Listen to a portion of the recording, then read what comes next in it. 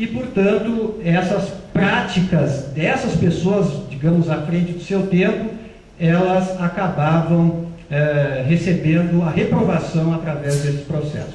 Bem, eu estou praticamente correndo quanto tempo? Acho que tenho ainda umas 2 horas, né, pelo menos. Bom, as bases doutrinárias desses processos, pessoal, 2 bases a gente precisa, pelo menos, mencionar. Primeiro, uma bula, a bula papal de Inocêncio VIII, de 1484, que o Papa Inocêncio VIII dizia, denunciava o trabalho diabólico das bruxas. E outra obra, aí sim, doutrinária, largamente utilizada nos tribunais, os senhores vão ver que eles vão utilizar, porque se constitui inclusive no manual de direito probatório da bruxaria, que foi o famoso Malleus Maleficarum. Uma obra publicada em 1486, teve 14 edições, sendo a última em 1520. Bem, como se definia este crime que levou tantas pessoas à forca? Como se definia o crime de bruxaria? Gente, o crime de bruxaria, ele consistia basicamente num juramento. Essas são as definições dos estatutos ingleses antigos, né? Não só ingleses, mas aqui nos interessa basicamente isso. Um pacto ou um juramento em favor de Satã em lugar de Deus. E o que se entendia? O que essas leis diziam? Que ao fazer o juramento em favor de Satã, a pessoa revertia, reconsiderava ou manifestava uma rejeição ao seu juramento convencional, à sua religião convencional.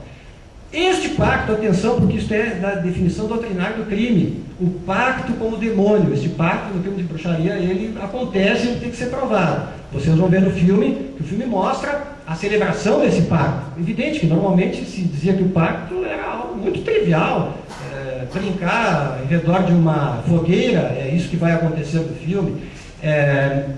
Nesse pacto, as rezas eram recitadas de trás para frente.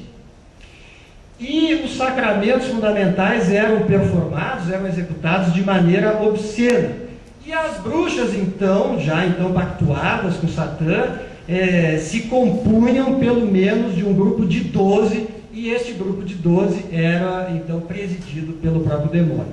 Os elementos que eu já disse, não vou poder me debruçar sobre cada um, então o pacto com o demônio, a admissão do demônio, né? Há também uma teoria medieval de que as bruxas têm um encontro sabático entre todas elas, o voo noturno e, sobretudo, aqui é importante que nós vamos ver a metamorfose. A bruxa, na doutrina de então, e isso serve como prova, a bruxa pode se transformar num animal, num pássaro. Os senhores verão um dos réus, que é um homem já sexagenário, de bengala, e o juiz lhe diz assim: eu estou informado de que o senhor entrou voando pela janela e assustou, amedrontou a fulana de tal. E ele responde: mas excelência, eu mal consigo andar, como é que eu vou subir até o telhado de uma casa com 2, 3 andares, num penhasco? E por que isso podia? Porque essa escalada se dava no mundo invisível, no mundo que não era o nosso mundo, no mundo do espectro. E no mundo do espectro era perfeitamente possível. Então, meus colegas, na verdade, o filme que nós vamos assistir, ele retrata isso de uma maneira notável, né? Algumas falsificações, de fato, o filme faz, até porque alguns personagens que aparecem ali não são os personagens reais desse drama judiciário, mas o que se pode dizer, e aí eu termino por aqui, a pergunta que fica, e eu também recolhi isso da maravilhosa palestra que nós acabamos de ouvir, é que este filme, certamente ele nos instiga a pensar com mais sutileza, com maior juízo crítico talvez, se nós também não temos na formação do juízo de fato hoje a intromissão de um mundo invisível. Esse processo, os senhores verão, foi um processo, um dos grandes processos por bruxaria, não foi o mais importante, mas foi um dos grandes processos, né, certamente relevante, que colocou em prática toda a doutrina da época. Por conta deste processo, a corte de Massachusetts depois anulou essas condenações. As pessoas já tinham sido enforcadas, naturalmente, né? e aboliu na jurisprudência a ideia da prova do espectro. A pergunta é, será que esse filme não nos ajuda também a suspender o nosso, ou até a alertar o nosso juízo crítico para, eventualmente, algum mundo invisível na formação da convicção judicial? Talvez isso aconteça.